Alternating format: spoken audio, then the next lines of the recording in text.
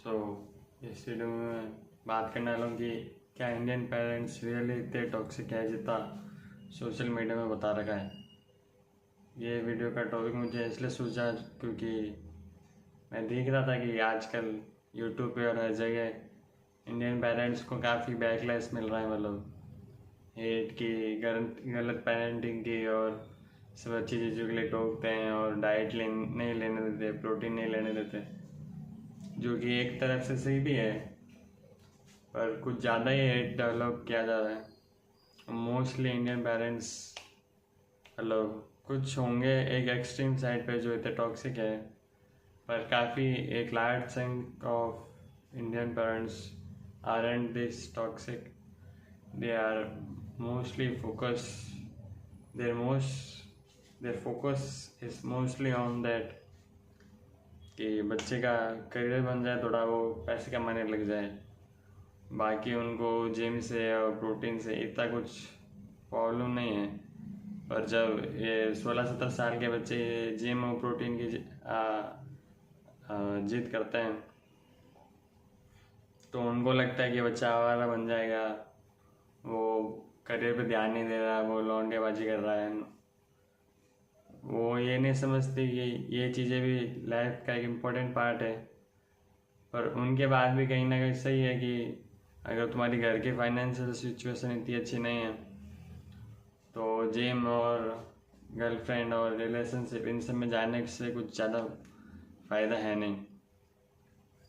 और एक तो मूवीज़ में भी काफ़ी ऐसे मूवीज़ इन्फ्लुएंस करती है कि बच्चे ने लड़ लिया, फिर वो घर छोड़ के चला गया, फिर कुछ ना कुछ करके उसको अपना करियर मिल गया, फिर वो जो पैशन वाली चीज़ है उसी में वो अपना करियर बना लेता है, फिर घर आ जाता है, फिर वापस पूरी फैमिली खुश हो जाती है।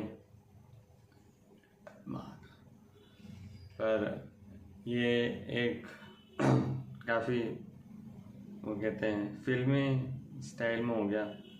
रियल लाइफ ऐसे वर्क नहीं करती और थोड़ा करियर पे भी फोकस करना चाहिए जिम और बाकी चीज़ों के साथ साथ। और एक तो क्योंकि इंडियन पेरेंट्स के पास से इंटरनेट नहीं था उनके टाइम पे, उनके पास इतनी नॉलेज नहीं है। उनके आसपास में जो चीज़ें हैं, उनके सर्कल में जो चीज़ें बातें होती हैं वही उनको पता है। सो इसलिए उनको वे प्रोटीन और जिम और ये सब गलत लगता है, क्योंकि इसमें उनकी गलती नहीं है। अगर तुम अपने पेरेंट्स के दोस्तों को देखोगे तो हर कोई मोटा हो रखा है, हर कोई यही कहता है कि जिम खराब है। तो अगर तुम्हारे आसपास में सब तुम्हारी एज के यही कहेंगे जिम खराब है और तुम्हें लगेगा जिम खराब ही है, सही कह रहे होंगे अगर इतने लोग कह रहे हो। सो इसमें मतलब उन पे गुस्सा करने का कुछ मतलब नहीं है। ये सिचुएशन ही ऐसी डेवलप हो गई कि वो गलत पर्सपेक्टिव डेवलप कर लेते हैं। और एक तो टीनेजर्स में हार्मोनल चेंजेस भी होते हैं, तो उसके जैसे एंगर इश्यूज और बच्चों में ज़्यादा ही होता है। मतलब बच्चों में, हमारी एज में तो 16 से 18 की एज में एक बहुत अग्रेसिव नेचर डेवलप हो जाता है। सो और वो पेरेंट्स समझते नहीं, उनको लगता है बच्चा पहले इतना अच्छा था, भोला था, अब एकदम से ऐसे चेंज हो रहा है। वो समझते नहीं है कि ये बड़े होने का एक पार्ट है। और तुम्हें भी ये समझना चाहिए कि ये हार्मोनल चेंजेस की वजह से एंगर इशू आ रहे हैं। रियली में इतनी प्रॉब्लम नहीं आने वाली तुम्हें आगे जाके, जब तुम थोड़ा मैच्योर हो जाओगे, थोड़ा ये हार्मोनल चेंजेस हट जाएंगे, तुम्हें थोड़ी रियलिटी पता चलेगी, तो तुम भी थोड़ा कोऑपरेट करना सीख जाओगे। मतलब 16 से 18 की एज में थोड़ा दिक्कत सबको ही होती है पेरेंट्स के साथ, पर इसका ये मतलब नहीं है तुम उनके लिए लाइफ टाइम का ट्रॉमा डेवलप कर लो और उनके प्रति हेट डेवलप कर लो कि मैं तो पेरेंट्स के साथ रहूँगा ही नहीं और मेरे पेरेंट्स तो ख़राब है, उनसे बिना मतलब भी बार लड़ते रहो, क्योंकि उससे कुछ फ़ायदा होना नहीं है, तुम्हारा रिलेशनशिप और ख़राब हो जाएगा। और पेरेंट्स के साथ एक अच्छा रिलेशन डेवलप करके रखना काफ़ी इम्पोर्टेंट है, क्योंकि फैमिली और पेरेंट्स एक लाइफ का काफ़ी इम्पोर्टेंट पॉइंट है, इम्पोर्टेंट चीज़ है।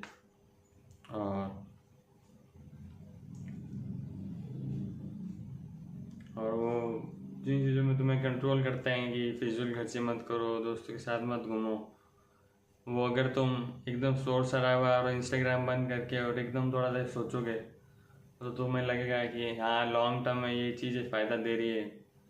मतलब अगर तुम 3 जोड़ी जूते की जगह 1 जोड़ी जूते से काम चलाओ और वही बाकी के बचे हुए पेरेंट्स पैसे तुम्हारे पेरेंट्स के अच्छी जगह इन्वेस्ट करें तो वो तुम्हारे लिए लॉन्ग रन में फ़ायदे का सौदा होगा, मतलब सौदा तो अब यही कह रहा हूँ। मैं भी पहले काफ़ी गुस्सा करता था कि घर वाले खर्ची के पैसे नहीं दे रहे और ऐसे छोटी छोटी चीज़ों में कंजूसी कर रहे हैं। पर ये कंजूसी किया हुआ आगे काम आएगा, क्योंकि जो कंजूसी करके वो पैसे बचा रहे हैं वो आगे तुम्हारे लिए कहीं इन्वेस्ट कर रहे हैं और उस इन्वेस्टमेंट का फ़ायदा तुम्हें आगे कहीं होगा।